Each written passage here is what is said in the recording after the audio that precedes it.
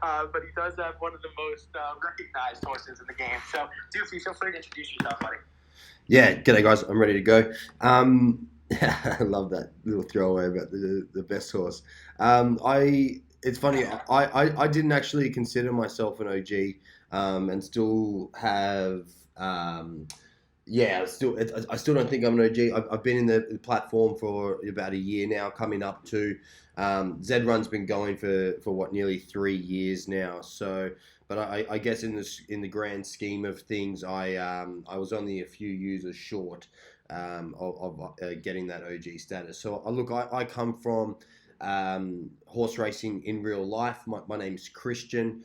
I'm known as Doofy Racing.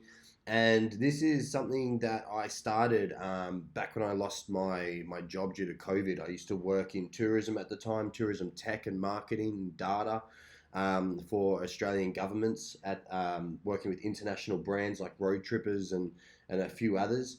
And it's something that I picked up as a hobby, just to sort of keep my days occupied whilst, trying to find a new job. And it just sort of consumed my whole life. Super cool platform.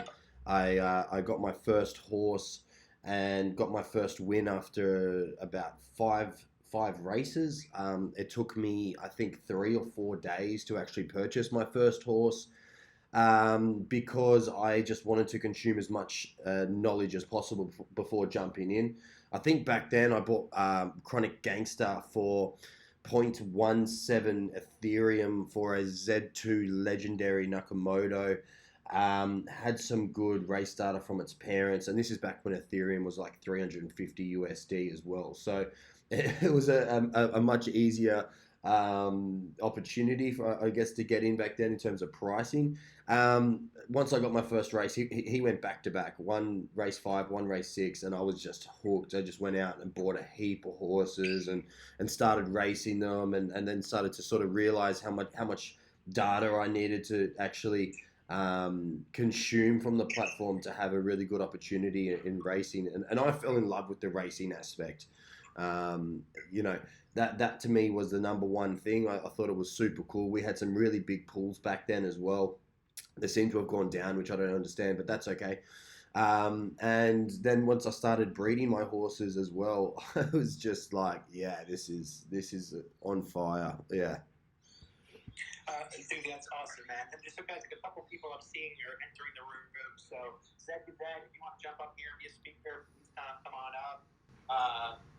Jeff, I see you joined, man. Love to have you up here. So you guys are, feel free to come on up and come talk.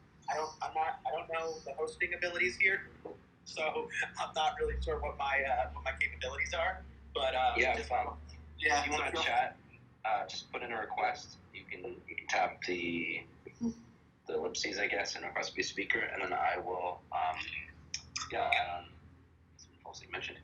Thanks, Josh. Thanks. So I guess let's listen. There's a lot of people that have been filing in here. I don't know how much people know about zed.run yet. So maybe what we'll do is start with like a little high-level overview. I'm happy to kind of give my perspective. And also, real quick, Doofy, if you're not speaking, just go on mute because I'm getting some background noise.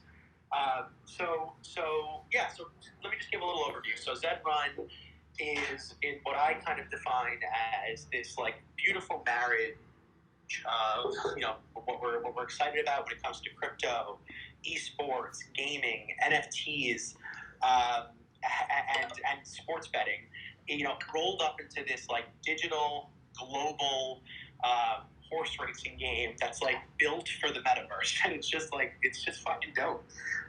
So what we're doing today is we're going to talk a little bit about what this all is about. At a high level, there's horses that are all kind of unique in their DNA, and they're all non-fungible tokens, so they're all NFTs. They're distributed. They start by being distributed by zed.run, the platform. So they're called Genesis horses. You can buy. There'll be 36 or 38,000 Genesis horses ever made of different scarcities. So a Z1, which is the genotype. Correct me if I'm wrong on anything, guys. I think I'm still starting to get all the lingo here. No, you're right. But, okay, cool. So the Z1s are what would be called a breed of a Nakamoto. Nakamoto's are Z1s and Z2s. Those are the rarest, kind of the elite horses in the game. They're the elite Genesis horses as well.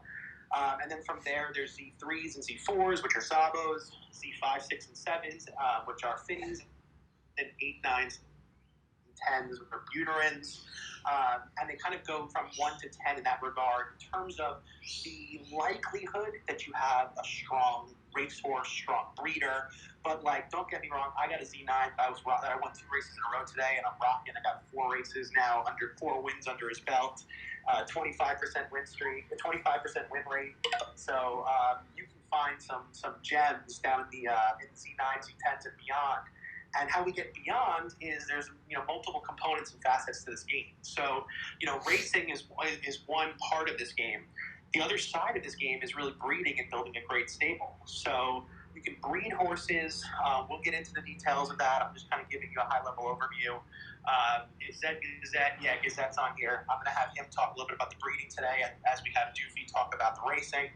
I think what you guys will take away is that there's like an entire ecosystem happening here. There's an entire ecosystem happening within the Zed, within Zed, when it comes to building stables, taking strategies around holding horses, when to race them, how to race them, what distances they're best at. Do you want to breed them? And if so, who do you want to breed them with? And what's your strategy? Do you want to have male horses or female horses? I've got the colts versus mares, etc. But there's just so much interesting strategy, but it's also very easy to just jump in and just get involved. Whether it's getting a horse and just throwing it in some races, or maybe getting horses that you think will appreciate in value over time. There's so many different ways that you can enter the space and enter the game, and kind of participate. Even betting on the horses, which I'm gonna probably hand off to Rahul to speak to, because that's his world, and he'll be able to give us Rahul to speak with, and he'll be able to give us a good insight into the gaming and gambling side of this whole world and what's possible. So let's start with Doofy, though. Doofy, can you tell us a little bit today about talk to us about racing. Someone buys a horse. Give us the high level first of I get my horse for the first time, and we didn't even talk about where to get horses yet. We should probably get into that a little bit as well. But we get a horse for the first time. Then what? How do I start this whole racing thing that I'm hearing about? Yeah, and I think the first thing that I want to sort of mention in this part is you need to have a think about what you want to get out of the game. There's different levels of racing, and that's really important. We have a class mechanism at the moment, which is class 1, which is your highest class, through to class 5, which is your lowest. And there will be more classes in the future. I think we're even starting to sort of outgrow these 5 classes now, with some bottlenecks on either end. But why I'm bringing this up is because you don't have to have the best horse in the game to be able to have a profitable horse at the moment, which is fantastic. It means that you have the opportunity to buy these Z10s or these Z9s, or even further. The Z numbers go up to 268 or something like that, and that happens through breeding. And so what that means is that you're not in a pay to play space. You don't have to go out and buy your Z1s or through to Z4s in these super rare horses that there's only 1,000 of to be able to play and have a good time. It is also really important to note that just because you do buy a Z1 over a Z10, it doesn't mean that it's going to be better. There's no guarantee that when you purchase a Genesis horse, or even breed a horse for that matter as well to an extent, that it's going to come out a champion or that it's going to win races at this point. I have a handful of horses that have never won races, and in the current landscape will never win races. And that's something that you've really got to be mindful of. The first thing that I do when I say to anyone who's joining the game is spread your risk. If you're coming into Zed for the first time and you have a limited budget that you need to work towards, do not go out and buy one horse for that budget. Unless it's a proven racer, unless it's a proven winner, that's a completely different strategy. If you're hitting the marketplace, or even if you're hitting the P2P market and buying unraced horses, you need 3 to 5 horses as a bare minimum to have fun in this game, in my opinion, especially with the level of competition that is going on at the moment. Super important. Yeah, I actually couldn't agree more with that. And I'll tell you guys how I'll just to add on to that quickly. My approach so far, and maybe it's just like kind of like for my personality, like I dive deep into something, but like my approach has been like my foundational strategy for zed.run is the minute I experienced this, I was like, this is next, this is the future. I get it. It clicked. And I was also, I kind of felt that similar experience that I had with NBA Top Shot. I got into NBA Top Shot early. I felt it, I experienced it, and I wanted to accumulate and build my collection. So my first strategy has been accumulation, really, and focusing on building a really robust stable. And that was my first step. And where I started was with unraced Genesis horses, because I thought, my thought process was always that, hey, I want to keep, and this is a little different than Doofy's strategy, but I do want to keep a set of, or like at least a bundle of horses that are unraced, as I think that'll become more valuable over time, especially as Genesis horses sell out, and then we're just in a world of an open marketplace. So that was my first step, is accumulation of Genesis unraced. And now I've really learned, as I've started to dig into my next phase, I've started to really focus on racing. And so the way I focused on it was, I wanted to start by getting some predictable winners. So I went after and looked at different, Z types and all different Z genotypes, and really just focused on I want to acquire some winning horses. I want to learn how to manage and race a winning horse, so that I could then eventually develop my own winning horses from my stable. So that was really phase 2. Phase 3, which I haven't even scratched the surface on yet, which will come next for me personally, will be then acquiring horses for the purpose of breeding. That's an area where I haven't even touched yet. I'm still right now in the middle of accumulation and accumulation around racing, around horses to really race. So I totally hear what you're saying there in terms of having a diverse stable. Yeah, look, and I just sort of wanted to touch on that because I have heard of people who've gone out and spent their whole budget on one horse, and especially with prices at the moment, it's quite easy to do. Everyone's sort of going, I want the best horse, I want a Z1. I want to be competitive in Class 1, etc., etc. It's just not the landscape. There are a handful of horses that are Z1s that are back in Z3. I don't know if I've seen any in Class 4. Sorry, Class 3 before, I meant to say. I don't know if I've seen any in Class 4, but I haven't been watching racing for a couple of weeks now, unfortunately. So there might be some back there. And you're really starting to see these Z5 and higher, up to Z10s, competing on that level because of the landscape of the game and the competition of the game.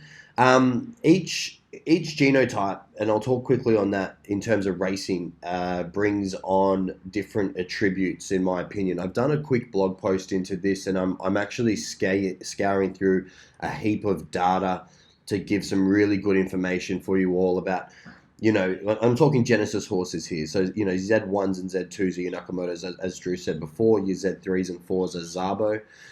Then you have your Finnies, which are 5 through 7, and your Buterins, which are 8 through 9. And what I have noticed is different characteristics in terms of how each of these genotypes actually race and also breed, for that matter. But focusing on racing just for the moment, your Nakamoto, which are your, I guess, most pure race horses, if you could think of a god horse which created the platform. I'm going off memory here. They're 91 to 95% pure. And then as you start moving down through Zabo, Finny, and Buterin, they become less and less pure from that god horse.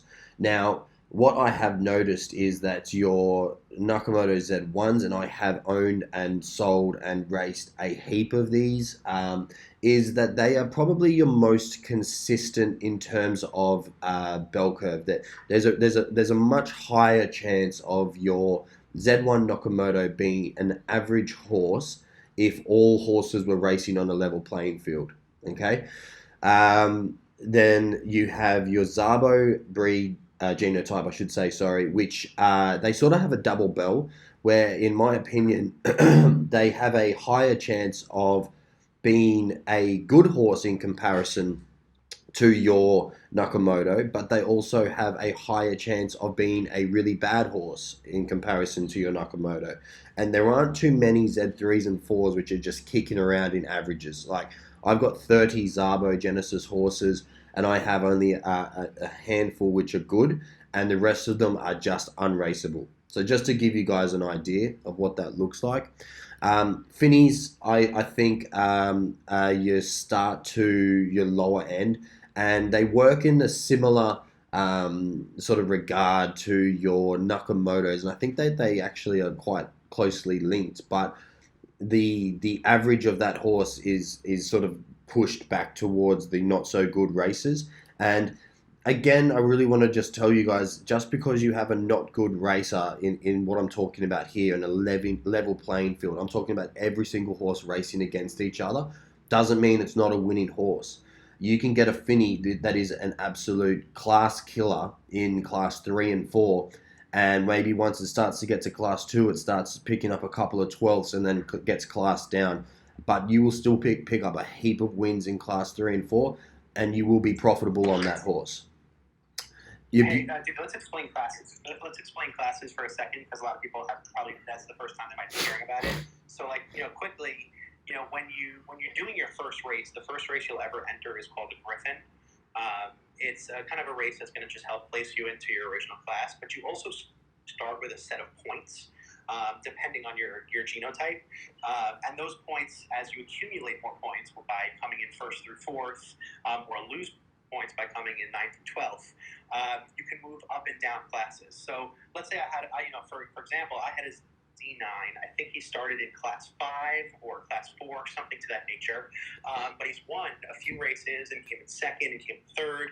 So now, he's consistently racing. So for quite some time now, he's been a consistent class 3 horse, and I'm still winning there. Now I have a Z1 or a Z2 or Z1 that, he started in class 3, worked his way up to class 2, was winning like crazy, hit class 1, gets annihilated every time he goes there. So I'm kind of stuck now, and I was telling this to Doofy last time we spoke.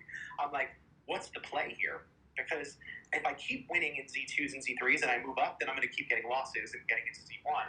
So I might have reached my kind of like pinnacle for this horse, and I'm kind of stuck. So I don't want to risk him having a worse record, because there's a lot of value in building up a high quality win rate for breeding and for value and for selling, etc. So it's an interesting decision to make on what do you do with a horse that's kind of like really hit its peak. So I don't know if you want to talk to that really quickly, Jimmy. Yeah, absolutely. I mean, it's a tough. We've talked about this a couple of times in some Q&As, because it does happen quite frequently at the moment, and that's something that I was talking about with the class system. I think sort of reaching its peak currently, and we need to build that out a little bit further, because you do have horses which get to a class which they're no longer competitive. And it doesn't mean that they're going to come last and lose points. You can have horses that will get sort of stuck in a class because they consistently come 7th or 6th or 5th, which you're no longer profiting from, but they're not losing points and going down either. So there's no one true answer to this question. I'm just moving to a bit of a quieter place. Sorry, guys. There's no one true answer. It's something that you need to monitor. It's something that you need to make decisions on based on the horse, and also what you want to do with the horse. We haven't touched on breeding yet. We can talk about that, but what it does to your win record and everything else. As a blanket overview, you need to monitor the odds. You need to monitor the results, and you need to make a decision based on what you want to do with that horse. So dude, let me bring in Zed Gazette, Adam from Zed Gazette. Zed Gazette is another really influential community member who's been creating tons of content and sharing insights about how to build and train a good stable. Adam, can you quickly talk a little bit to give us like some of the high level around breeding, just some of the basics first before we go into strategy? Yeah, for sure. I think the major thing to start with is breeds, because Genesis breed is what everyone's hopefully going to be getting on this next drop coming up. But when you breed two Genesis breeds together, it comes out as a legendary. And then there's a whole matrix chart of if you breed this with that, what breed comes out following. And I think that's going to be really big playing into the growth of the game and the family trees that we're going to need to build with cousin lines and breeding and all that good stuff. Yeah, no doubt. And can you talk a little bit about like even the process and mechanics, like the male versus female, who plays what roles, the transaction happens, all of that? Yeah, absolutely. So there's the breeding barn in zed.run, where hopefully I think they're trying to open it up today. Maybe that's why the bridge is a little slow. I got my fingers crossed. Maybe we can start. We might be able to ask Jeff that. Jeff, any insight? Jeff, I don't know if you can the pressure's on. Yeah, Jeff doesn't like to talk to me. Yeah, Jeff or Travis, if you guys want to just weigh in a little bit, that'd be awesome. I think we'll get good. Hey, Jeff, what's up, buddy? Good to speak to you guys. Sorry, my road back just came into my room at the same time, so I didn't mean to put you on the spot with a big draw here, but do we expect to see some breeding coming soon? Breeding is coming very soon, though it may not be as soon as Zed wants. I wish. Next thing That's fair. All right, well, Jeff, stay around because we're going to come back to you in a few. Zed, do you want to finish up? Yeah, just on the dynamics of how it works. Colts, both colts and mares have a monthly breeding cycle where stallions or colts, they become colts once they've been bred. Colts, when they're no offspring, and fillies and mares, same thing. It's going to be that they get 7 breeds, 7 offspring per colt a month, and 2 per filly. So, and with that, the minimum breeding pricing is set by the colt. So that can be influenced by a lot of things, whether it's win percentage or coat color, since the males do control, roughly 65% of the color influence. But when the mare does choose and opt to pay for that stud fee, they do get to keep the offspring, and I think it's 70% of the payment goes towards the stable owner of the colt, and the rest goes towards the prize pool and just kind of building the game out. So that's super interesting because like some of the stuff that I wasn't aware of, and I'm not sure if it's going to evolve. And actually, I'm going to quickly tag either Travis or Jeff in again. Guys, Jeff, what breeding was, prior, which I wasn't really around for that point too much. Like I saw it, but I never partook. Are we expecting something that's evolved, or is it pretty much like if you've understood breeding in the past, this is going to be something similar? Sorry, I'm just running to another room to escape my robo back. Breeding is going to be much the same. There will be some pricing adjustments, which we will communicate, but the core mechanics are the same. It's just that now we get the benefits of matic and gasless breeding, so no fees.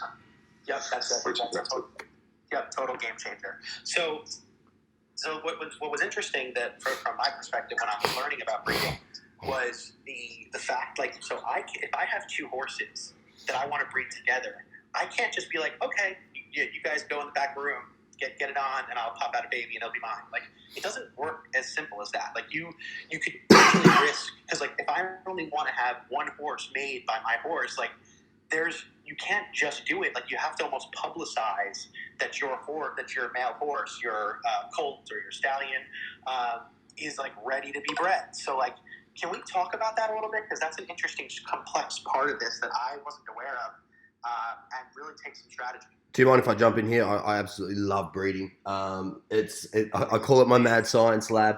I've done a heap of breeding, and I'm just sort of chomping at the bit to get in on this breeding chat. Do it. Yeah, so look, on that note, it is a public breeding barn. If you put your stallion into breed, you either have to be ready to take all 7 with 4 different mares. ready to go, and you have to be quick. I think, especially coming into how many users we have now. I'm going to use the word breed snipe, and it's not necessarily in a negative way here. What that's just referring to is that when you put your stallion in there, you know, people are scouring through at the same time as well, and they may take one of your breeds. Look, it's not necessarily people being facetious here or anything like that. It just happens, so be mindful of that. But also, just to come back to sort of min breeding fee and prices, so the old landscape was 48% commission that the stable owner received, not 65. So 52% go to Zed. If you do breed with your own stallion, you get a 35% discount on the breed fee. So that price is only 65% of that fee. So a strategy that a lot of stable owners used to adopt when they were taking their own breeds was to put their stallion in for the min breed fee. And when you have an awesome stallion that should be, you know, 3x, 4x, or whatever it is, when you're going public, that's when these breed snipes can happen, because you put a horse. I don't know. I'm just going to use Breathless Edge at the moment. I'm out of the game, unfortunately, at the moment with who's on top. But if you put a Breathless Edge into stud, for example, for the min breed fee, and if you're not quick enough, someone may take one of those, and you know you're only getting a small reward back for that. So you got to be quick. But then on the flip side to that, what's really cool is that you can, if you're not looking to take all of the breeds, and you're looking to make a bit of investment back or profit on your horse, you can bump up that breed fee to whatever price you like. Be mindful of this. No one's going to pay 10 grand for a breed at the moment, guys. I think we're not there yet. The fees I win races, I'll pay 10 grand. Yeah, exactly. I don't know how far we are from that, unfortunately, Doofy. But yeah, you've been on honeymoon for a minute. Look, I'm going off previous things here, but I mean, look, what's really important here in terms of strategy, and what I used to adopt as a strategy is when I had a great stallion that I knew people would want to breed with, I would whack that stallion in at a decent increase in price. First, and I would then wait and see how many of those breeds get taken up. Now, you put your horse into stud for 7 days. Okay, you can put it in for lower, but you get a smaller commission back. But if you put it in for 7 days at, say, a 5x, right? Let's just use that as an example. You sit there, monitor what the breeds are doing, and if it's getting to the point where 5 have been taken, you may need to pull the pin and take a couple at that price if the 7 days isn't up. But what I really liked to do was to keep that stallion in there for the 7 days, get as many public breeds as I could to get some investment back. And then what I would do is put that horse back into stud at the minimum cost and take the remaining 7 myself. Okay, so that's a strategy that could be really helpful for new users if they've got a really champion stallion that they don't want to or can't afford to or don't have enough mares to serve themselves. So David, quick question here.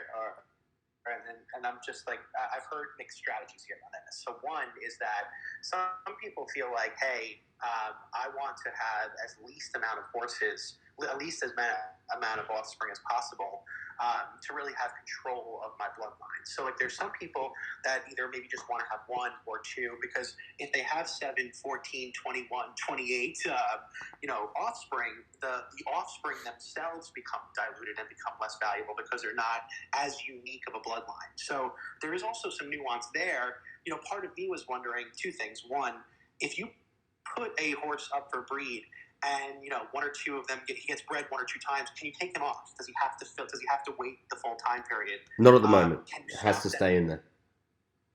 Yeah. So that's really interesting. So like for me, if I want to just kind of really limit the amount of breeding that happens in my horse, I want to kind of breed him myself, maybe breed him 1 other time with a good horse, but be really meticulous about it or strategic. You kind of have to have a high enough threshold price to make it almost to turn people off from breeding with that horse. You'll obviously get it at a discount and be able to keep some of that revenue, but you're going to pay a pretty penny to protect your bloodline.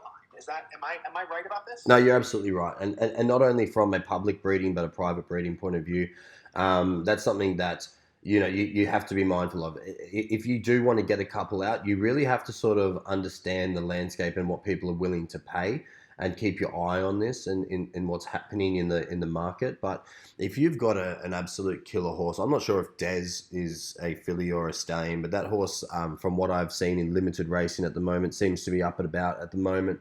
Let's talk about Dez. Let's pretend it's a stallion. If you're running Dez, it's got a good win rate. It's got a heap of races under its belt, and you only want 2 or 3 breeds over the 7 days. You might want to put that price really, really high. Now, we've migrated to Matic, which means that I'm assuming, not going to be any more transaction fees to put your horse into stud. So that's something to be mindful of. It used to cost us to do that, so you had to sort of weigh that factor in. But if you're starting higher rather than lower, if you don't want too many out there, I don't think that's going to hurt your bottom line. It just means that you might have to wait a week to then rejig the price. Another strategy that you could do is that if you wanted to control the bloodline, be really meticulous here in terms of when you breed and how you breed. Just because breeding barn opens up, not today, but in the near future, doesn't mean you have to flood over to the stud barn with your stallions. It may be something that you want to flood over with your mares and some ETH ready to go, and then test out your breeding, your fillies or your mares, with other studs in the market and pay for them. But if you want to sort of have a stallion that has 5 to 10 offspring maximum, it may be something that you just wait a couple of months, understand the breeding platform, understand your mares, and then go over to stud, take all 7 yourself, or try and take all 7 yourself, and then never put that stud back into the breed barn. There's thousands of different ways you can skin Zed, which is awesome, and there's so many different strategies out there. I'm sure, I think I was speaking to you, Zed Gazette, about, whether it's more profitable to do more or less breeds. Yeah. So Doofy, I was just actually going to bring in Zed Gazette because I wanted to ask him about. So he actually just recently wrote a post about inbreeding, and Adam, can you talk a little bit about what your findings were there, and what was some of your strategy, and what do you think about that whole side of things in terms of the breeding amongst within a bloodline? I first have to give a shout out to Doofy because I wouldn't have noticed it without him, right? Because if you look at all the Zed articles that they've posted, it's very focused on, there's no inbreeding with parents or siblings, which can be misleading, right? So I have to give a shout out to Doofy for, bringing that enlightenment to me. But when it comes to twins, I think twins are the most important thing that we have right now to evaluate. First define a twin, because I didn't even know. I never heard of it until your article today. Yeah, so I have my computer scientist, and he pointed out that twins, 2 of something, could mean a Schrodinger's cat-horse situation, where you might need both from one stallion to get the optimal performance horse out of that breeding cycle, right? And even so, if that's not the case, there's no Schrodinger's horse, right? It gives you insights to what changes in the crossover of the genetic algorithm, which is something I focus on a lot. So an example is Poseidon Racing has Grand Arrow, and I have little effort, both 22 to 2400 horses. I double tapped on Grand Arrow, found out that one horse kept the same distance preference, the other one switched to 1600. But was winning 18 to 20%, never left class 5, right? Yeah. And that was not anything that the parents were doing. So just being able to see the comparison of the genetic crossover there within the 1 month cycle is important. But I also think it's important to look at the following month cycle refresh with the same colt, or it doesn't have to be an X1, but any one, right? To see what crossover differences and mutation differences there are per breeding cycle with the same 2 parents. And another thing that I've thought about is, what if you put a stallion in at the end of one mare's breeding cycle, but he's still in stud on the following day when she refreshes? Then you can get 2 sets of twin pairs from the same stallion in his single breeding cycle. So you can really see what changes in the mares. It's really funny because I'm just thinking about it in real life. Like, imagine this was the situation. It's like right now, it's like that all the women are trying to, it's it's not like that in my house. It's like it's not that way. So anyway, Tomorrow? Oh yeah. But anyway, so the reality is here is like, so there's a lot of like, I actually was going to tag in Jeff again. So Jeff, I mean, I don't know if you can kind of like, kind of give us a little peek behind give us a little look into the looking glass here. But like, are we on the right track here when we're talking about all this? I was about to say he's probably sitting back there laughing that we are so far away from where we're at. We got the guys in here that are like the mad geniuses behind this whole thing. And by the way, guys, we also added a few awesome people into the room. Both Chris's are now in here. Two of the founding team members. We got Jay, who's one of the community managers. So we got a really good group of people in here. So we're gonna keep this rocking. But Jeff, tell us what your thoughts are. Yeah, I actually love hearing all of this strategy conversation. This is exactly what we want people to be doing. We want to make it challenging and keep it interesting by having to think about the best way to how you position your breeding or which classes you position your horses for. And like, I love it. And yeah, there's elements of what you were saying which is definitely the right way. And then there are definitely things where you might be barking up the wrong tree, but I'm not going to necessarily touch on them right now because it is a game of discovery. And come on, give me a riddle, Jeff. Yeah, I know. It's funny because I want to ask, but I don't want to ask because it's like there's so much fun in figuring this all out. We've asked before. They won't give the game away. Don't worry. I hear you. I know. So yeah, but so Jeff, I mean, like, are we? I guess are there things that we haven't even like? Is there like a world to discover that we're not even that we haven't even like thought about yet? Well, there are elements of the world which aren't even in place yet. That's for sure. I mean, I love hearing about what you guys are doing and what you want to do and what you feel you're doing, because that is all input into how we then continue to build this out and add further interesting elements. One of those areas which I believe you guys touched on yesterday on the Clubhouse, but I wasn't able to join because I'm on an Android here. So it's great to see us on Twitter Spaces where we can all take part. That's it. That's why we tried this today. By the way, there's they've said in Clubhouse that the Android release is coming in 4 to 6 weeks, and there's certain people that think that could be as soon as like a couple weeks. So just keep that in mind. The competition is creeping up. They better move their ass. Cool. Anticipating that. So yeah, as you guys were talking about yesterday, there are different layers of racing which we're going to be introducing soon. When we introduce these things, we just have to be really careful that we don't drastically change the game in a way that ruins it for you guys. So we have to be really careful when we're running machine learning algorithms in the background to help us discover what are the best values to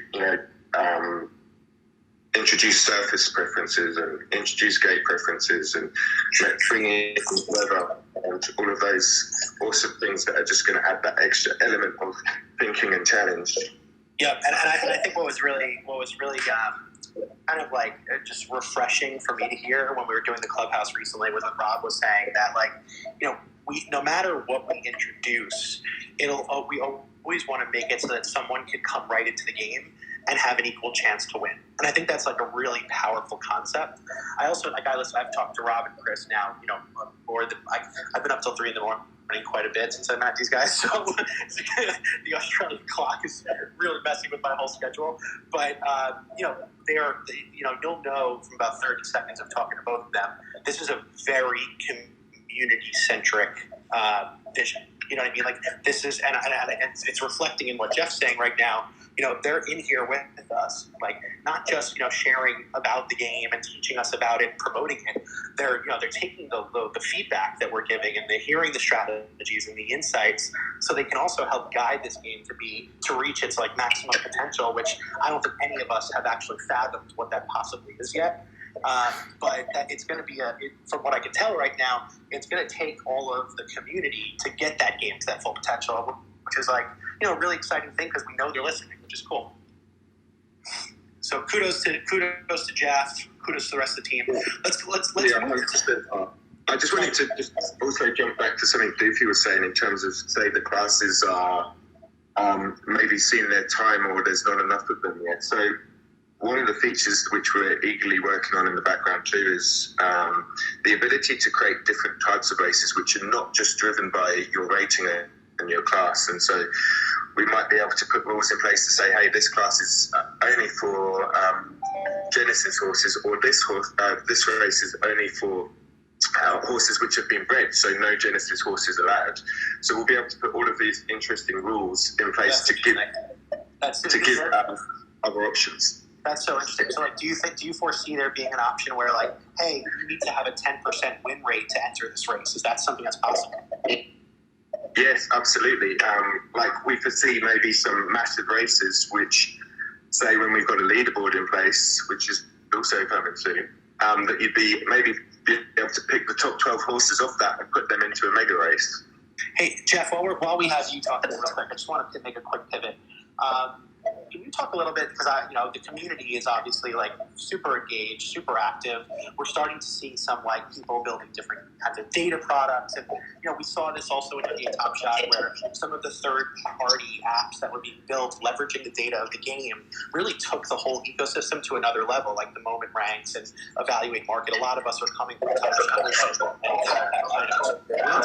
can you talk a little bit about like the API, the developer ecosystem?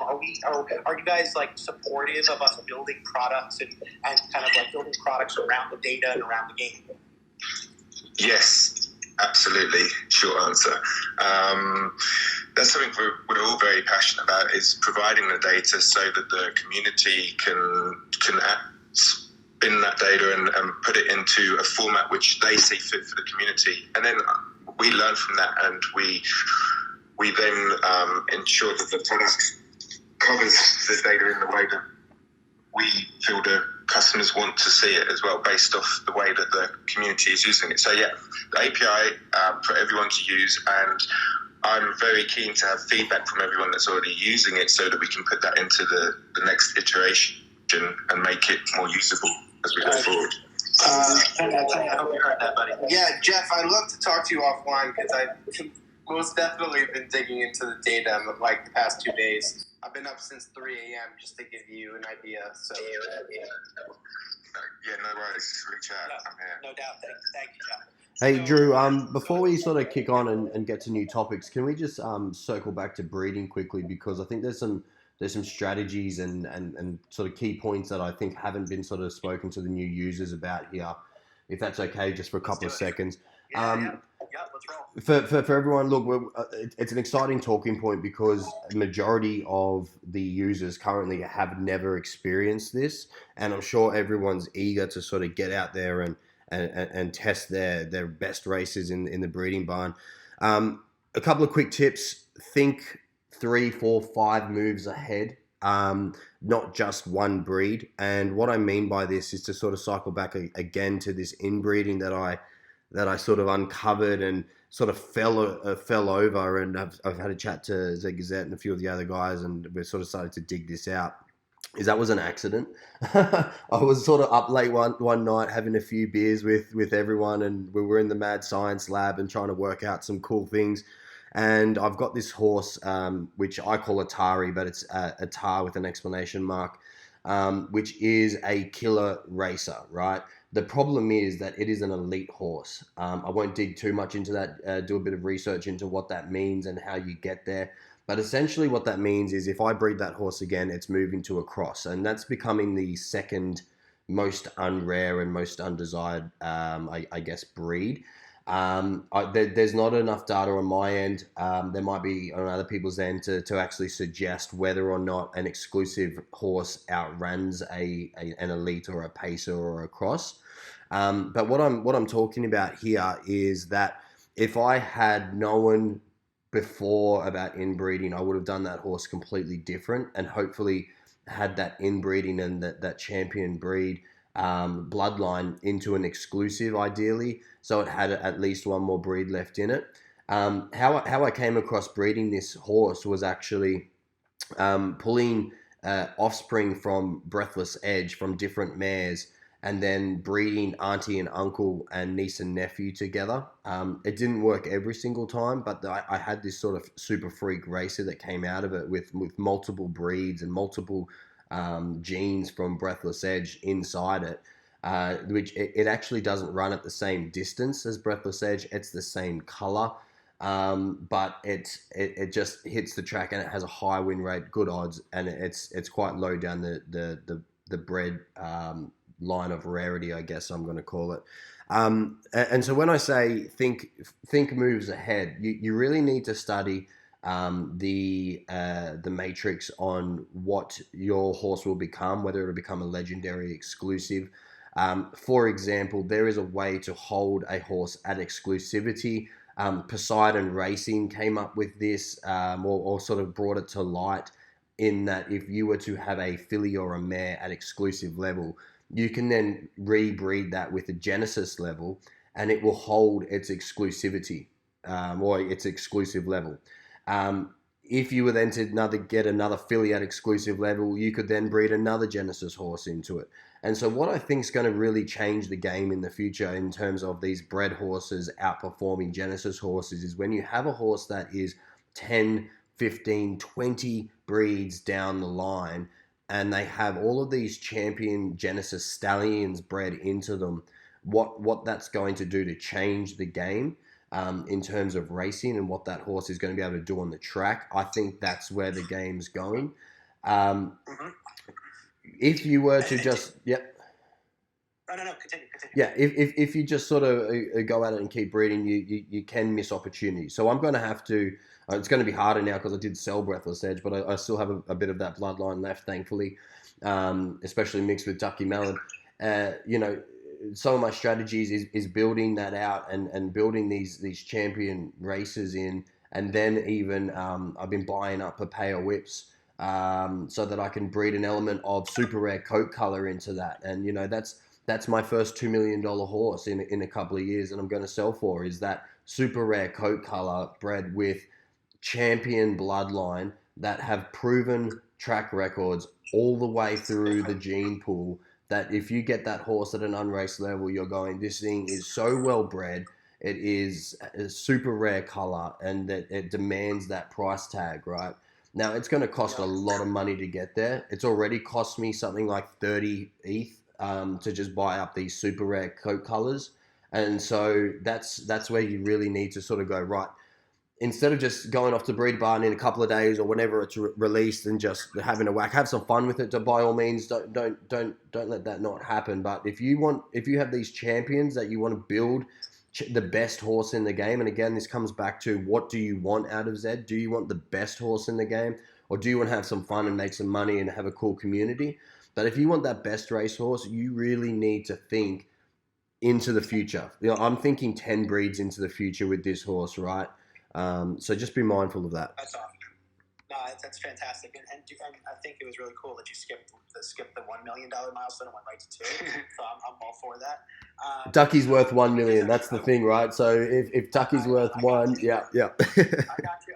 Absolutely. Yeah, Doofy's playing chess. We're playing checkers. It's amazing. I see you. All right, I want to quickly pivot to Rahul. If you're around, we just talked a lot about the game. I kind of wanted to bring Rahul in because he's a gaming expert, especially a blockchain gaming expert, and also can kind of weigh into, what are some of the external things that can be, kind of be engaged with in the game beyond even just, what we've been talking about, breeding, racing, etc. Rahul, can you kind of talk a little bit about, your background and then, your perspective on all of this? Yeah. Yeah, absolutely. So I am first of all, I'm a long-time entrepreneur in the gaming space. And when I talk about gaming, I'm speaking specifically of like the video gaming space. And I actually was a co-founder of a company called Unicorn, which sits at the edge of blockchain and esports and video games and regulated gambling. And I've been involved with Zed since around 3 years ago because we saw a future here in a space that is like really interesting. So if you look at the gambling space, there's a huge popularity around horse racing. But horse racing has a lack of content, generally speaking. Like there's certain races that run, and then there's no content running, for long periods of time. So what ends up happening is these people who love to bet on horses, they end up going to a pub somewhere, and they bet on these video machines. I don't want to call them video game machines. They're like video machines where there's animated horses, and they place bets on these animated horses, and they have like no attachment to these horses at all. They're just basically sitting there, having a drink and placing a bet on this stupid animated terminal. And Hey, trash. don't dog trackside. It's amazing. My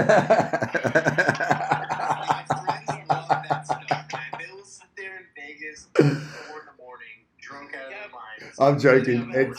It's trash. I get it. It's something that you are filling the void. You're talking to a guy who works with a company that created betting on your own game of Fortnite, right? Where you can bet on your own skill. So, we've done some pretty crazy things, and we've broken a lot of ground in this space. But what I would say is just like, if you think about Zed is kind of the future of the space where people can go, they can buy their own horses. These horses all have unique attributes, as you've heard. And then they can race those horses for prize money. So if you're in Dubai or somewhere where, say, gambling is not legal, you can still buy horses. You can still own, trade, breed, race horses, and win prize money. And then in the meantime, those races are broadcast on Twitch and other platforms. And then we have bookmakers booking odds on these horse racing, and people taking bets around the world. So so we'll have. Sorry, I've got a bit of allergies, but we'll have people around the world placing bets on this while watching these matches. And so you may own a horse, that you're hoping wins a race, but then there's somebody in Las Vegas that's hoping that horse loses because they just placed a $100,000 bet on them. And that's where we see like this massive future of 24/7 Zed racing with commentating, championship horses making it up the ranks, and people placing bets on them. And we're working with regulators every day to make this happen. So there is a really cool future here. And what I love about Zed, well, besides the team that's just unbelievable, like this team is super talented. They're crazy Australians. They love to bet.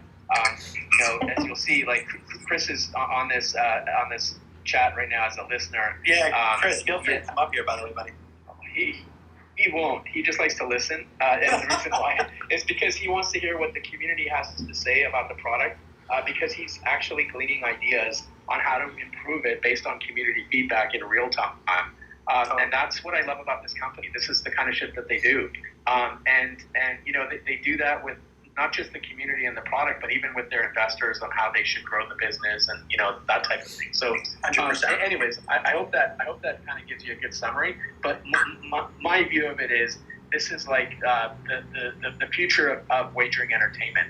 This is what companies like Caesar's Palace and MGM and Bet365, they're thirsting for this stuff, and they just don't know it yet. And every time they talk to me and I show them this, they completely go bonkers and say, how do we get this on our platform? So, do you mind if I add something that I'd love to see? Yeah, Number one, I couldn't agree with you more. I've spent most of my adult life in casinos. Just being perfectly blunt, I think there's so much space in that industry for disruption. Something I would love to see is notifications and being able to follow horses that you like and being notified when their races are about to go off or when their races get scheduled. Because then people could pop on in the hundreds or thousands to follow their favorite horses, place bets on their favorite horses, and it has a whole different social dynamic and network effects to the whole system. Totally. I couldn't agree more there. Hey, can I just also put something in quick? I've spoken about this a few times in previous chats about where I see the future of the game and where I see the future of investment, and especially coming from a racing point of view. Again, I come from. Hey, Darren, do you mind just muting? Thanks, mate. I come from the real life racing. I've sat on boards of racetracks. I'm very close to trainers, and I'm lucky enough to sort of have that insight. For people who don't know horse racing out there as it is, when you see a horse race like the Melbourne Cup, etc., etc., it's not the club that's paying for it. It's not the industry that's paying for these prize pools of millions of dollars. It's the sponsors and it's the bookies, right? So when I talk about things about where I see the future of this game and having stakes races and these $1 million races, it is something that is so easy for me to fathom because I come from that sort of world. But I do believe, coming back to exactly what you were just talking about, Raul, and the future of this game, in terms of money in Dubai, money in Hong Kong. Hong Kong makes up 15% of worldwide gambling, and you cannot own a racehorse there. Like, it is impossible. You have to be in the 0.001 percentile. You know, it's so ingrained in some. So when you introduce a platform like this, where people who are big gamblers, they love racehorsing, and whether or not they want to own their own Zed.run racehorse, but there's an opportunity, huge opportunity for betting. And when you get these bookies making all this money and creating these stakes races and these group races that are worth millions of dollars, that's where it's going to become really important to have these champion racehorses. Like I've just sold like 20 of my own. I've like put a break on that right now because I'm running low. I need to build my stable back up. I think I've got like one or two more to sell. But that's where the value in terms of actually having a racer is, because I know there's a lot of talk about having these collectors horses that you can hold and make, 20%, 200%, 1,000% gains. I think that's going to be so minute in the longevity of this game in terms of racing. Yeah, so real quick, I have one thing to say, and then I want to ask Raul another question now. So first thing, I want to make a quick point for the people that haven't really fully experienced this yet. So the difference, I'm from New York. There's Belmont. I've been to my fair share of horse races, and there's just I've had those experiences, and I bet on the horses, and it's a lot of fun to root for your horse, but right after you finish betting on your horse, win or lose, you forget that horse ever existed 5 seconds later. And I think the coolest part about this so far is, like, I just won, 2 races in a row and with this horse that I have. And the entire time I'm thinking to myself, like, damn, like the whole trajectory of my view of this horse, it's like its career path, its management, its investment, its worth has just changed because of its last 2 races. And that's like such a powerful concept to have ownership and equity in a horse rather than just betting on a horse. So, like, to me, that is way beyond the gambling component of this. The gambling component is this really cool element to this, but going to take this to a whole other level. Question to Rahul really quickly, which is around the gambling side of this, because a lot of us don't really have that perspective. There's 2 parts. One, and I've gotten this question before, and I don't really ever have an answer for it. Like, why isn't this gambling? Like, we're buying horses, we're racing them for money, but this gambling. And the second, like, what will be the obstacles to actually turn this to make the betting side of this possible? Because I think that's a huge part of this game that I still want to see happen. I know it may not be like the number one priority of especially of the Zed team, but I still think like this is a big part of this, and I hope to see it reach its fruition too. Okay, so let's start with the why is it not gambling, first of all. It's not gambling to buy a dog or buy a horse and breed that horse, right? It's not gambling to enter your horse into a race, because because or your dog into a dog show. Like it's just not. It's not gambling for horses to race and for the winner of that horse to win prize money for winning a race. That is not gambling.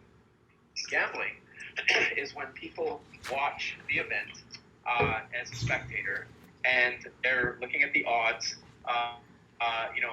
And they're looking at the history and the bloodlines of a particular horse, and they're making a somewhat educated guess as to who might win that race, and then they go and they place a bet on it. That's gambling, and that's where the regulation needs to come in. That's where the licenses come in. That's where it's like, is this provably fair? How does this work? Does the gambling company know what's going to happen before it happens? Like, it's just stuff like that.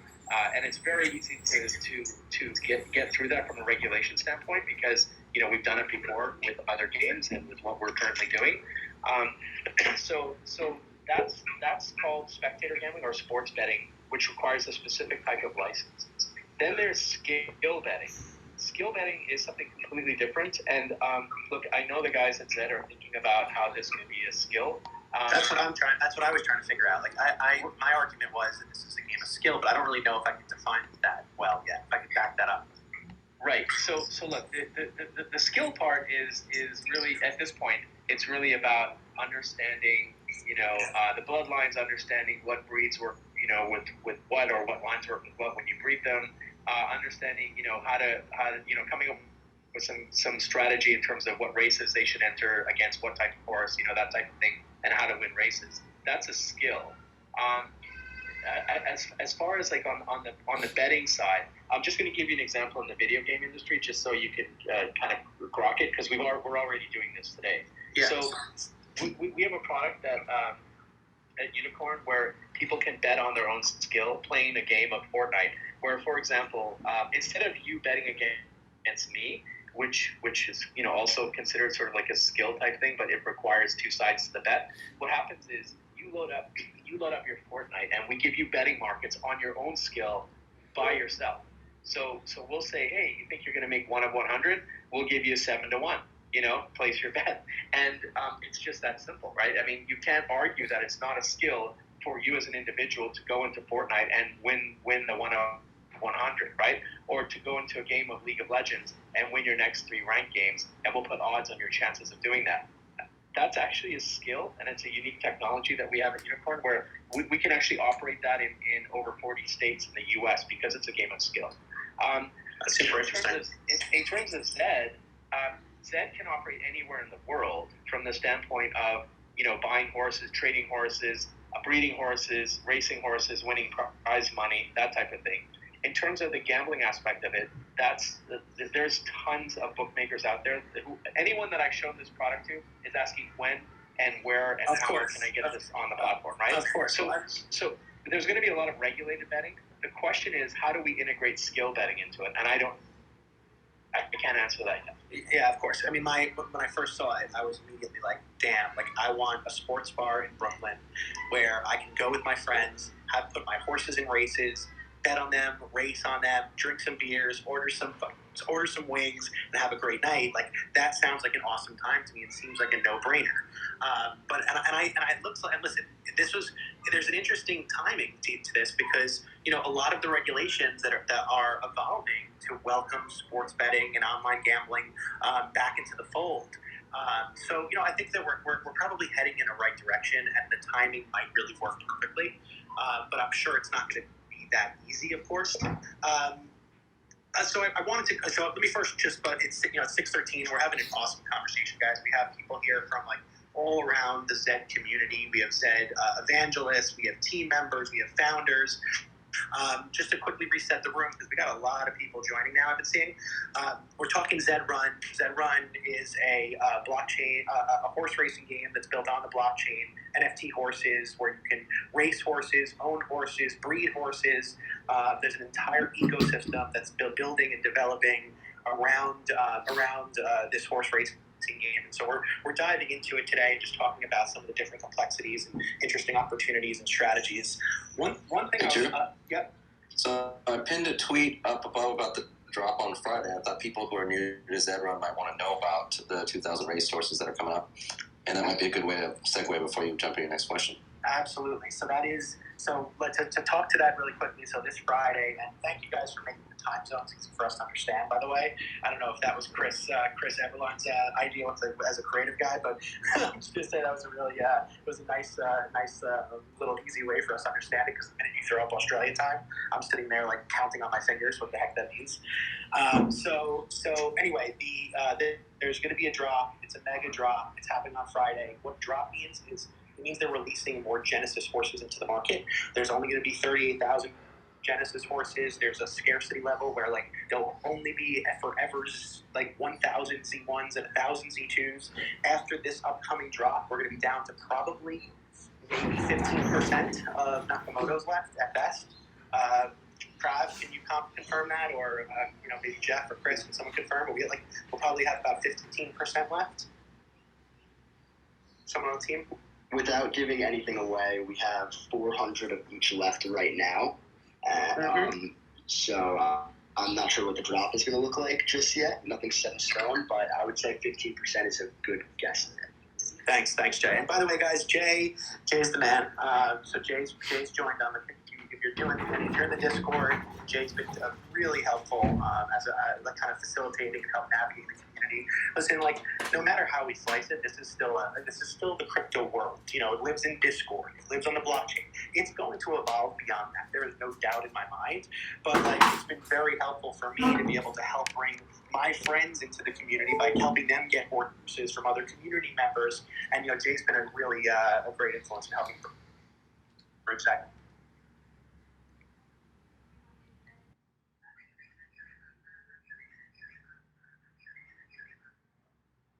Can I ask a question? I'm not sure if that was Drew that just went silent there. Ask a question, mate. I just want to give you guys a heads up. As most of you know, I'm on my honeymoon, so I'm getting the wrap up sort of finger. I've got like 10, 15 minutes. So if you want some sort of insights for the next few days before this drop, please ask away.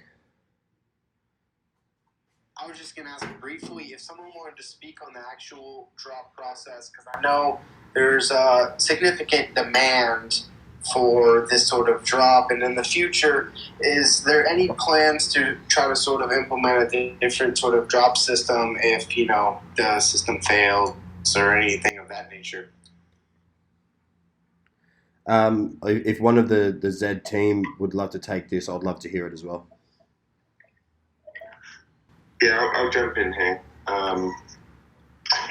So, obviously, the strategy we've adopted here to do the drop over 4 drops is to partly mitigate some of those circumstances that we saw in the last drop. So, as we move forward, we'll be obviously monitoring this very, very closely and reviewing what is the best way to deliver the drop to keep everyone happy. Just going back to what you've already acknowledged, we do listen to the community and we do try and make it as community friendly as we can, but also, we've got a limited amount of resources and time to make these changes in preparation for each drop. So we do as much as we can based on feedback. Just briefly, Drew's DMing me, his phone died, he said he'll be back in a minute.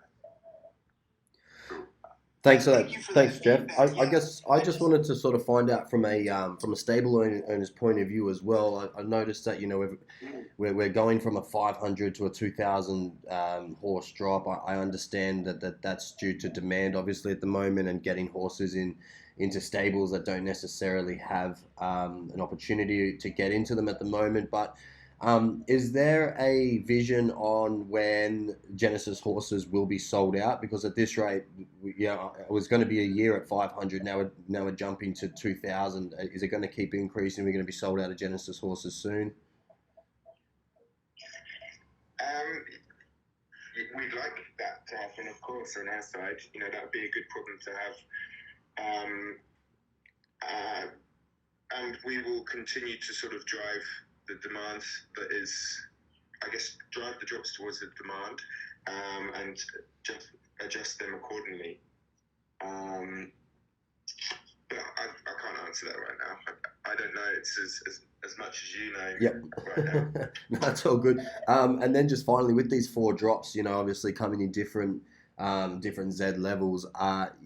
Obviously, there's going to be a set amount of number of horses. And for argument's sake, if we drop 100 Z1s or whatever it is, and the price is increased, and half an hour later those Z1s haven't been snapped up, are they going to be taken off the marketplace for the in preparation for the next drop, or are they going to remain on there? They're going to remain on there. Cool, thanks, mate. I guess I'll try and sort of take over while Drew's coming back, and here he is. My bad, phone died. I get excited and I start pacing, and this just drained the shit out of my battery. But we're back and ready to roll. So sorry. So where did we leave off, guys? We just talked about the marketplace. We've got some really good answers from Jeff about what's happening with the drop, what to expect. Mostly just also understanding that the last one, what a great problem to have in terms of crashing the site and everything else. I was on my Discord channel having a chat with a heap of guys, and I'll probably do that again this time as well. We had a great laugh. I know there was a lot of people out there stressing and everything else, but it was actually a good time on our end. I completely agreed. I was in the same boat. I was messaging everyone being like, well, I thought we had 2 more weeks till this happened, and but it happened, and it's here. There's no doubt. There's no slowing down the train now. But so real quick, and this is a kind of a little bit of a left field pivot, but I wanted to just talk to this a little bit because I think it's such a cool concept, and I think that we need to kind of, and like just like you were saying, Doofy, about how thinking 10 steps ahead. I want to talk a little bit about the metaverse, and I know if we still have Chris, yes, we do have Chris in here. Chris, can you talk a little bit about what's going on in some of the virtual worlds and like what you've been working on in like Decentraland and CryptoVoxels and all of that kind of jazz? Absolutely. First off, thanks guys for putting this together. Thanks to the always awesome Zed community. Again, just want to acknowledge that we are where we are because of the community, and as Jeff said, and Kenny and yourself, Drew, we listen all the time to what's going on, and we try to organically grow in the right direction thanks to all the feedback that our users come with. In terms of the metaverse, I mean, this is the place that excites me the most. We are building a ZHQ. I can announce that in Decentraland, which is going to be exciting. It's going to be, a central hub, designed to the Zed universe the fullest. Again, just to go back on some of the lore and the backstory of Zed. I mean, Zed is a parallel universe to ours. Like I actually fully believe that it does exist. Chris, you were speaking my language. Preach on, baby. Go. Yeah. So, Spider-Verse being one of the greatest animated movies of our time, using quantum physics. Zed is much the same. Zed's in a parallel timeline to ours. It's a Earth, much like ours, but in the future in 2150, where, racehorsing reigns supreme, digital racehorsing reigns supreme. And what we want to do on the creative side and the technical side and the future thinking side of all these advancements in technology is we want to bridge that to our reality. So using AR, VR, mixed reality, machine learning, we want to actually bring these horses to life, using VR to visit this alternate universe, go visit your stable, go have virtual auctions, go sit trackside, watch the race, visit places like Decentraland, use AR. We have an AR app out there right now, only on Android. But, as we grow, it's a really strong foundation to bring your Zed horse from this universe into your universe. And what I'm trying to say is we want to connect the user experience to the story to make it feel more real. A goal of ours is to make these horses real.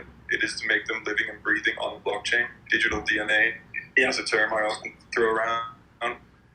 And that's again, we're at the tip of the iceberg on where that is. Our focus is on the ecosystem right now, the foundation of that. But I get excited, I get goosebumps talking about it because that's the North Star here. Like, there's no, it doesn't mean it has to be on your next story or your next sprint, but the fact fact that that's the North Star should paint the picture of everybody. Listen, let's kind of take a step back for a second and think about where we are in the NFT landscape in general. Let's think about that. Yes. 99% of the NFT shit that we're seeing right now is total crap. But 1% is transformative and going to take us to another level. In my perspective, the NFTs, and I evaluate, assess, and invest in a lot of different types of NFTs. The NFTs that I personally invest in are ones that believe more in an ecosystem beyond the artwork itself, beyond the asset itself. It's taking it and bridging the gap between this digital scarce asset and giving it narrative and life and story and context, etc. So what you see with zed.run is just that. And I think what's so cool and what I think is so fascinating, we're seeing it already, is that there are horses that are celebrities already. Like when I'm hopping to a race, like, oh shit, Ducky now. I'm sitting there. You better duck out. Yeah, exactly. Or if I go into a race and I see Breathless Edge, Billions, and Ducky in the same race, even if I'm not in it, I'm like, all right, I gotta watch this. That is like I can't wait for there to be like the Jordan, like the Bird Magic rivalry. Like, yes. Where's going to be the Bird Magic rivalries? Where's what are the staples going to be that are like the Knicks and Heat of the '90s? Like, those things are such powerful concepts to think about feuds and rivalries and games and tournaments and competitive competition. It brings to life, like you're saying. That's it. I mean, this is our contribution to the metaverse. The metaverse is here. It's coming. It's being built.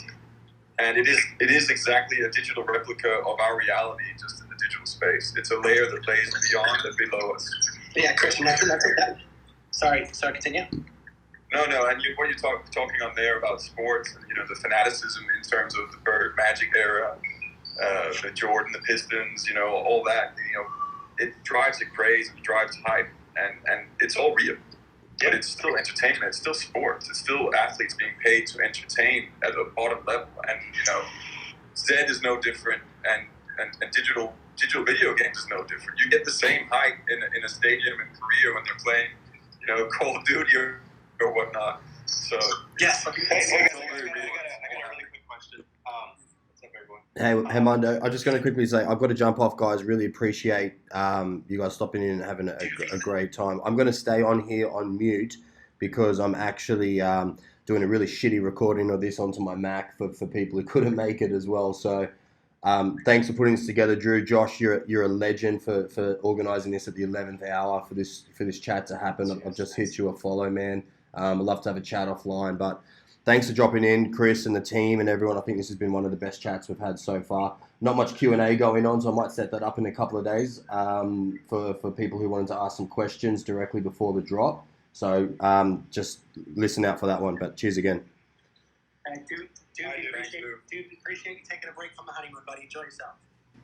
I have a question. Do you guys plan on implementing anything like leaderboards or like tracking, stables, earnings, weekly, daily, monthly, all time, stuff like that? Oh yes, Jeff, you can speak to this. Yes, and it's only a few weeks away that we'll have our first iteration of a leaderboard up, and I can't wait because that's gonna, I think, change the way people play or certain people play. I couldn't agree more. Yeah, so coming, and then off the back of that, I don't know if you were on the call a little while ago, but we're talking about how the leaderboard can actually play into setting up future events. So maybe the top 12 horses on the leaderboard will be selected for a special race every week, and that type of thing. Oh, that's fantastic. Thank you. Real quick, Drew, as well, just on the metaverse side of things. I don't know if you guys have touched on this, but the vision is, again, an ecosystem that can drive itself. Jeff mentioned, we are keen. It's a good problem to have, to sell out on our Genesis horses, and then sit back and watch this ecosystem grow from all the amazing users that are there. But there's also other plans in place that we've talked about in terms of track ownership and things like that. Can we talk? Can you shed a little? So I think that's so freaking cool.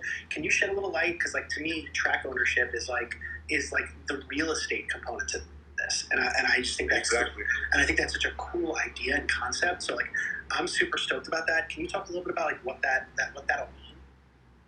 Well, basically, what we're looking into now is being able to offer blueprints of tracks to Zed users. So you can buy and own a blueprint, but then build it up. And I think AO over there, he mentioned it the other day in a talk. Is it like building your gym in 2K, in NBA 2K? And it'll be exactly like that, but building it up with different NFTs. And can you also then driving the entry fee, being able to have banners. So let's say if you're hosting, the one biggest race with Ducky Malone and Billions and all these great horses, and a lot of eyes coming in to see it. I mean, you're going to have room for advertising now. All sorts of exciting things. Like we're probably just ideating here for a minute, but like you'll be able to create your own kind of tournaments or your own rules, charge fees, earn sponsorship. So like the opportunity to acquire or build out an arena, then promote the arena, and maybe even get the best horses to race in your arena. Oh, then like, sell the naming rights. Rights. Like I think there's just so much potential there because and I think this is my, I come from the HR tech world as in terms of my company today. And in the HR tech world, it's kind of funny because they talk about the future of work often. And the future of work they talk about in the HR tech world is, recruitment automation, digital transformation, little AI, chatbots, that kind of stuff. To me, that's the yesterday of work. I truly believe that. I can't really talk like that on a normal basis because I'm out there on another playing field most of the time to the people that are in the HR tech world usually. But the fact of the matter is the future of work is going to happen where we create jobs within these virtual worlds. We create new monetization streams, revenue streams, opportunities for completely new fields and specialties and skills. You're going to have Doofy become a horse trainer in a virtual world, and he's going to make a living off that. And that is fucking bananas. So, to me, stable boys. We need stable boys. No doubt about it. Like, there's going to be marketing firms whose full-time job is to be able to bridge the gap between brands and the arenas they want the rights of in virtual metaverses. Like, to me, this is the future of work. You know what I mean? The future of work is buying into a horse at an early stage and being able to train, nurture, make the right decisions to manage that stabling horse. That is just as much work as what we've considered work to be in the past. So I think we're heading in a direction here, to me, in this metaverse that my hope here is that, and I think what I'm actually listen, the art community has done a phenomenal job of introducing the metaverse to us. Most of what I've personally seen from the metaverse has been going to art galleries or art launch parties or those types of things. I think that's actually literally all I've ever done in any of the virtual worlds, and I've probably spent more time than 99.5% of Twitter, and that's because no one else has been on there yet, except for the 0.5% of people that actually know what the hell we're even talking about. So, I think that the art world has done a great job of introducing this, but I think what I see as the opportunity for Zed.run is to open people's eyes to what's actually possible here. And what is so cool about that is it's going to teach people why we're buying NFTs. I'm not buying an NFT right now because I think it's a cool thing to be able to show on my phone. I'm buying a piece of artwork and of an NFT because I'm already picturing it in my virtual house that I'm going to be hosting people at in the future. And I don't know, that's real to me. And that's going to take the value of NFTs to an entirely another level. We are scratching the surface right now on the value of NFTs. NFTs right now are just one big speculative game. But once we get past speculation and we actually start building utility and society in these virtual worlds, that's when having a dope pair of kicks in a virtual pair of Fuocious sneakers are going to be so incredibly cool and turn that value into something so far beyond what we're seeing today. Which is why I don't really pay attention to the roller coasters of NBA Top Shot and all these things. You're going to want the only cards you're going to be collecting in a virtual world are going to be cards like NBA Top Shot. Those are going to be your collectibles. The art that we're collecting today, you're not going to be putting up a physical painting in your digital homes. You're going to be finding digital paintings. You're going to be having a Hackatow piece You're going to be going to my kids who are 18. My kid's 18 months old. There's no doubt the museums that he goes to is going to be in VR, and he's going to be looking at some of the foundation pioneer artists of our time. And that to me is just a powerful concept, and I really believe that Zed.run has the possibility of bridging that gap for people, because I think everything else so far has really stayed at a kind of an artist or crypto level. So, like, Chris, I'm with you. Like, Can I ask Chris a question? Yeah, go ahead. I just heard Doofy say there hasn't been that much Q&A, so I want to, while I have him, I want to get as much out of him as I can. And if you guys have already talked about it, feel free to pass on it. But one thing that I'm curious about, I've seen some articles going around as it pertains to like regular horse racing in the real world, which is, we don't like real horses, we like digital ones. But it said that like 95% of horses came from pretty much the same bloodline. So one of the things I feel like I've noticed a little is like what you guys were just talking about, which is, Ducky blows everyone out of the water and Billions is up there. And like, it feels like there's only a few really good racers. And then is it going to be valuable to have good racers on the class 3 level? But mostly like, will this be, if these horses aren't going to lose their ability to run, will it just be these 5, picture perfect ponies that then create picture perfect children? Or like, how do you see that playing out, because it's not real life and it is all kind of based behind this algorithm? Jeff, I'm going to hand that over to either Jeff or Adam to you, because if it's not metaverse and it's not future tech. Chris, we'll do a separate session together, brother. Just go nuts. Appreciate it, bro. Jeff, can you tag in here? Yeah, absolutely. So yeah, great question. And so what I don't know if you were on the call yesterday. I wasn't. I just had some feedback as to what was discussed around the different elements of the algorithm. And in some of our articles, we've got the fact that there will be surface preferences and gate preferences and weather preferences, like other elements of the game that are going to come in and influence the results. So all of those values have actually been defined behind the scenes. So you may have a horse which right now it's not clear on the distance, whether it's like what distance it's got a preference towards. I mean, you will definitely have a distance preference, but once we add, say, surface preference in there, and you go on to a track which really suits your horse for that surface and they're really tied to that, then that could change things a bit, and that could give you an edge there once you're monitoring the surface. Or if you discover, say, which track,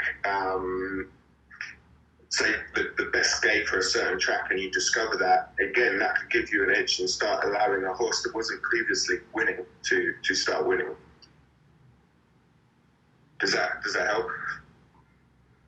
Yeah, that makes sense. And then would you say your algorithm is complete? One of the things we see with Top Shot is like, if we want to make big investments in these things, we kind of want to at least have an understanding of what's to come, right? So is Ducky Malin worth like $8 million today? Because when Zed becomes the biggest horse racing platform ever, you have the greatest horse ever forever? Or like, are there stuff that we should be more cautious about because things could change? I think that's one of the questions that I look to make different investments, is this concept of digital glue or changes in the algorithm potentially, to make sure, because at the end of the day, we do want this thing to be the most smooth. So that may mean there were some things that need to be adjusted. Absolutely. To answer that question, basically, every horse out there has got a base ability attached to them, and that will never change now, okay? So if you've got that killer horse in a certain distance, like, that's always going to be a killer horse in a certain distance. However, when we introduce, say, surface preference as an example, and then you've got that killer horse which goes in to the distance that it knows is good, but actually the surface doesn't suit it, then it is going to change things in that respect. So then you might you might come up against a horse that previously you were beating because of the distance and ability, but they just get the edge on you with their surface preference. So there will be minor movement, but nothing drastic. And I think, Jack, to kind of ease your mind, Rob said this in his talk. Jack, do you mind just getting a little bit of background noise, Jack? Sorry. So sorry. Rob was saying this in the last call that I thought was really important. It was like, I had this thought. I was like, hey, are we going to be able to buy NFT food, NFT saddles, the things to power up your horses, to build them up and give them more strength, etc. And his response, and although that can be a really cool idea at the surface level, these opportunities to buy other things and kind of to make your stable and horses even stronger. His point just completely immediately on the spot made me realize how thoughtful this was, and then also how and how kind of just the angle they're taking. And it was about how they wanted some equity points in the future. Someone who gets a horse can jump into a race and have the exact and have an equal opportunity chance of having a successful race and win a race and get into the game and have a chance of champion horse. So I think you're never going to feel like you're playing catch up, and I think that is super, super, super cool. Listen, are you going to feel like you're playing catch up when the prices go up? And there's the ability to own a Z1 Genesis is going to be way out of anyone else's ability or affordability. Yes, but that's the beauty of being an early adopter. So early adopters, they take risks and they get rewarded, and other times they take losses. So that to me is just part of this world. But the fact that they've thought about this in such a way where it's hey, listen, we're not going to let you feel like you have to catch up and there's no chance for you to win. There's no, when I go and play Madden now with a friend of mine, I haven't played Madden in decades. It's since fucking Nintendo 64 or Xbox 360, whatever. I can't even keep up with guys today. So I feel like I'm so out of my element when I go in there. It's almost not as much fun as it used to be for me. Whereas now with this horse racing game, anyone can jump in there. My freaking dad could jump in there and just enjoy the pure the true components of the game. And I think that's a really powerful idea. And I think that's really thought about and designed into the concept. And Jeff, would you kind of agree with that? Yeah, absolutely. And we definitely don't want to change the value of your horse, right? That's key to it. So as I mentioned before, we've got machine learning algorithms actually pumping out simulations of races in the background and changing these values, but changing them while monitoring the results to ensure that each horse doesn't move from where it would be before after the changes. So it's very, very much key, and we're very passionate about not changing anything so that billions is always billions and breathless edge is always breathless edge. That's key to us.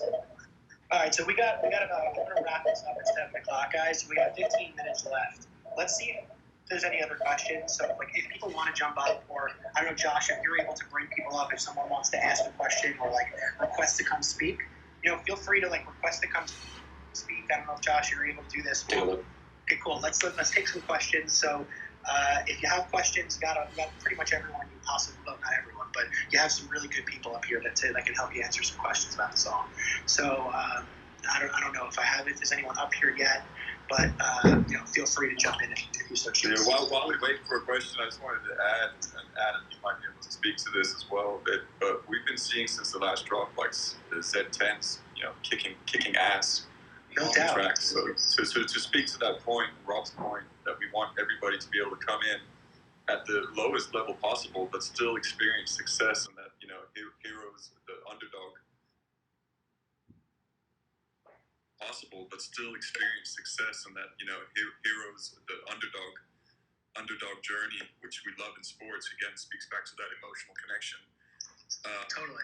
It's actually been some of my yeah, no doubt. Some of my favorite horses that I've raced so far are my Z9s and Z10s, because I just don't you don't expect much because they're they're the underdogs, but when they come through, it just feels like you've got you've got gold in your hand. So like it's because it's that much more rare for these horses to be able to really raise their game to the next level, and that's designed into it and it should be part of it.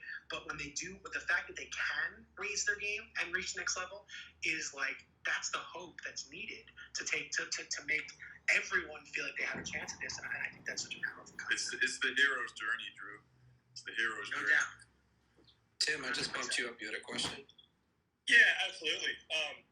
So I think the other big thing that people are kind of wondering with breeding, and I know probably the answer to this is about 95% no, but can you give a ballpark on what the breeding minimum in terms of what that would cost? And could you also just kind of walk through, the 24, 30, 36% of the breed fee that gets capped and things like that? I think that's one aspect of this that everybody's really excited about the drop, but I know short to come after the drop is that breeding. It's a great point. Chris or Jeff or Jason or Jay? I honestly don't have an answer for that yet because we're still working out some of those fees, which we will communicate to you guys like ASAP. Can you talk to what it was, just so we understand context? Well, I don't actually have that off the top of my head. Sure. So, but the percentages are not going to change. So if you're able to just look that up on our blog, which is what I'd have to do right now, because. Well, luckily we have Adam here. Adam, can you? I'm sure he's got it right next to him. Adam, can you make it rain some knowledge on us? With the breeding fees? I'm sorry, I was cutting out a little bit. Yeah. Sorry, he was asking about originally the question was like, what will it be? But can you give us some context about how the structure, percentages, what the fees were, what did it cost? Just so we have context of what it was. Yeah. Jeff, we're gonna have to get you a new mic or something, man. Yeah, Jeff, That's the first thing I'm gonna buy you when I come to Australia. He's awesome. I think it might have just been phone position. Is that better? Yeah. That's weird. Wait, when are we going to Australia? Yeah, but Right now, I'm and go get Jeff and you might right fucker. You need those vaccine shots first, though. Yeah, we're not allowed. True story. Oh, we're covering San Francisco. But Jeff's always starting trouble. Don't worry. Right. Adam, give us some. So the original breeding fees were built off of the pricing of the early releases. So I think it was 0.4 for a Nakamoto East, but what 0.4 is today compared to 0.4 then. Since this game has been around for 3 years, they put a lot of work into making sure it works. But it really comes down to 3 different factors. Out of stable. So in the future, we will be able to breed in stable and protect our genetic scarcity, without the Bing, I hope. And it hasn't been confirmed that this is going to be still part of the game. But the major things are the bloodline weighting is 80% of it, and the breed type is 20%. When it comes down to each, I wish I could drop the chart for everyone to look at, right? No, actually, you could. I think Josh was just dropping something. If you tweet it out, we can share it. Okay. Yeah, and then you can share it into the space. So I just shared a screenshot from the medium that talks about the different weights. Perfect. Well, maybe I'll be able to see it. I'm not very good at this Twitter thing yet, so it might take a second. But let me see. So yeah, breeding weights.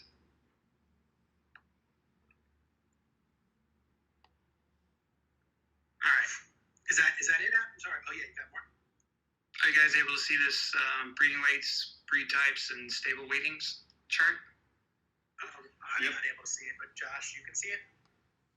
Let me pin it 1 second. Yeah, if you scroll to the top, yeah.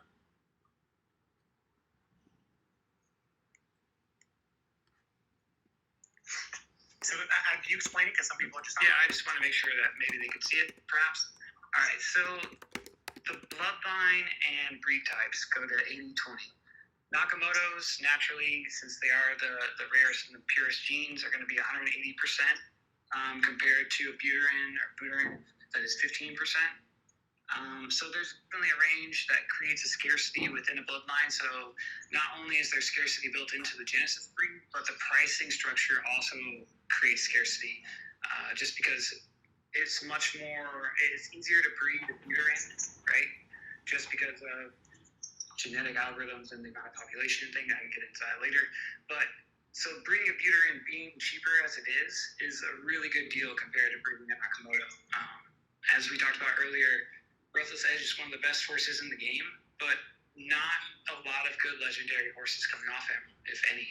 So it might be more valuable to move your way down to the Sazabo, where it's 120% leading compared to 180 or 40 at a Finney. And that weights overall 80% in the formula, compared to the original breeding price. And then the breed type also has the same weight. So there is a degradation in return on moving down the breeding type. And that's where I think it's pretty important, because if you see there's 120% breed type weighting on exclusive, and as Doofy and I mentioned before, Poseidon's pointed out that it does have a recursive breeding type where you can go back on Genesis to keep that exclusive breed if you're a female, mare. So that's where you can keep collecting DNA and start inbreeding a little bit more effectively if you have a lot of inbred puzzle lines within the same horse. So it get a lot of fun that way. But and then it goes to I can't speak to what the team is planning. The stable weighting. So if you're breeding with another stable, it's 100%, your own stable 65. Just talking about, again, as Doofy stated, that you can get a discount in-house.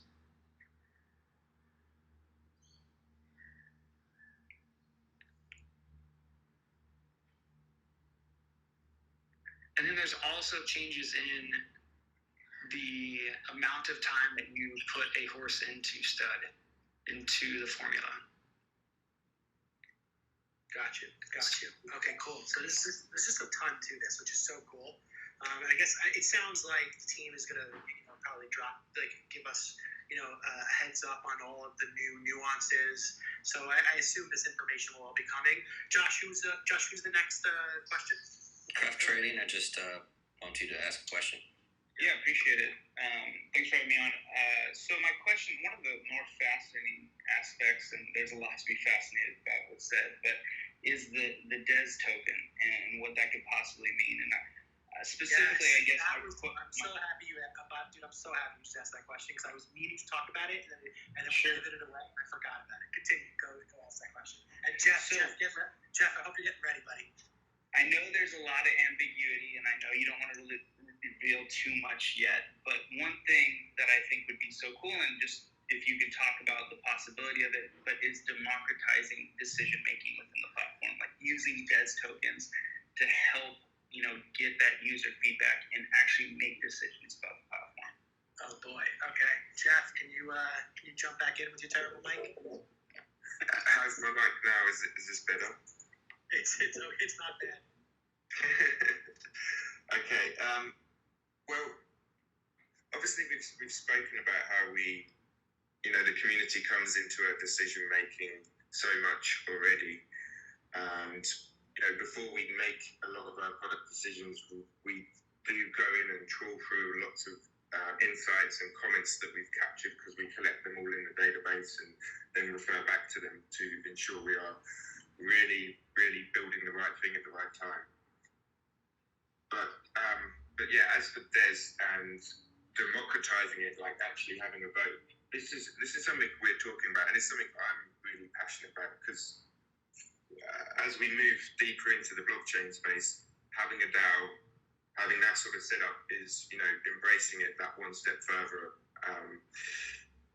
Though there's still a lot for us to work out there, so I cannot promise anything there other than we're very passionate at making something like what you're talking happen in the future. You know, it is a community product, and we do want the community to have a say and a clear say in the direction of Zed.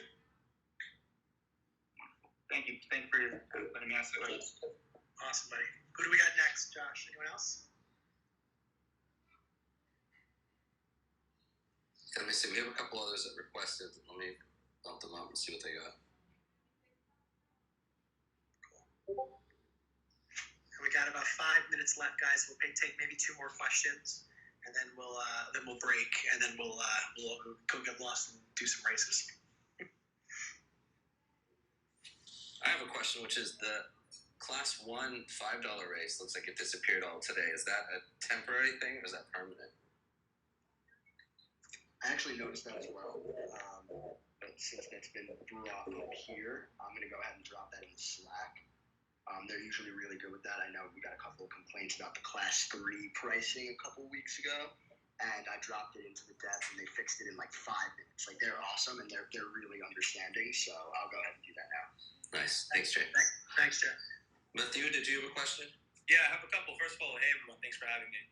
It's exciting to see a lot of you here. Jack, good seeing you here. Obviously, we know each other in real life, so funny seeing you here. Community's awesome. I have a couple quick questions. I'm hoping you guys can do some rapid fire. First, is there going to be a mobile app for Zed? Good question. Chris?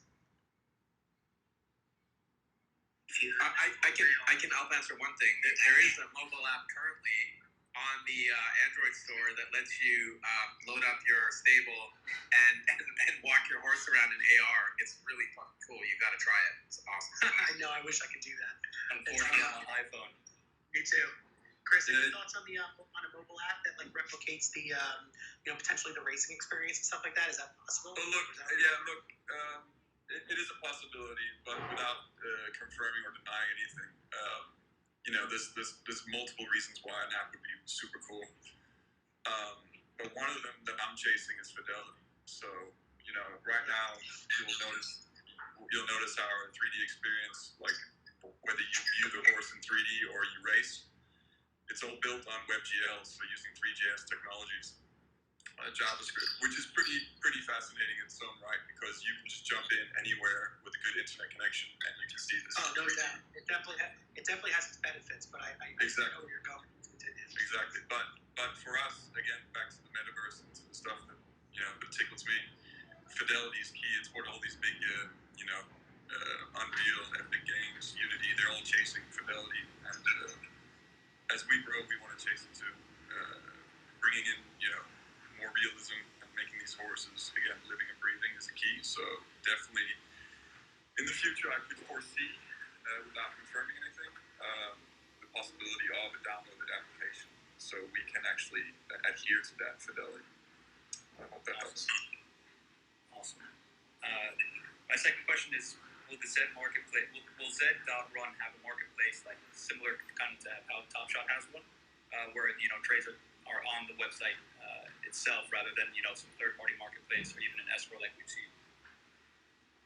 And if so, is there an ETA? I'm going to let Jeff speak to that, but shortly, with horses first, I would love, again, a personal love is, auctioning and being able to have setting your own auctions, and not just on a flat screen, auctions in Decentraland, auctions in VR, auctions in AR, when Apple dropped their mixed reality headset, which we're waiting for. I think that's the future. Like Drew, you mentioned that your kids are going to be in VR when they're in there. I think they're going to be in MR, dude. I think it's going to be a mix of the tangible, and you're going to have the horses and part of the stable in your room, like digitally mapped into your space. I totally get what you're saying, and I've had this debate quite a bit. I like the transportiveness of VR rather than the infiltration of the AR component. Dude, it's the closest we're ever going to get from to transportation to teleportation. True teleportation, exactly. Yes. Yeah, and so that to me is more is even cooler than AR in my opinion. But what was sorry, Jeff? Can you speak to it? Marketplace, yes, we definitely want one. I can't give you an ETA right now. The way we look at things is obviously OpenSea is still in beta, but that's going to be launched and fully fledged soon. So you will have a OpenSea marketplace that you'll be able to do your trades on and auctions. So Jeff, that has such a barrier to entry though for the new crypto. You know, I think the marketplace is so critical.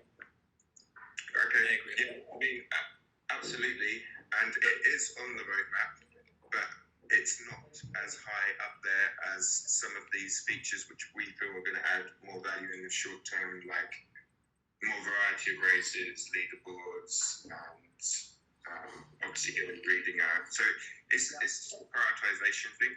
As the community is growing, we are also growing our team here. So we've added like 5 new team members in the past two weeks, and I anticipate adding another 20 in the next couple of months. So as the team grows, we'll be able to build these features quicker and roll more out to you. So it's, yeah. By the way, guys, if you know of any good engineers, send them over to Jeff. Send them my way.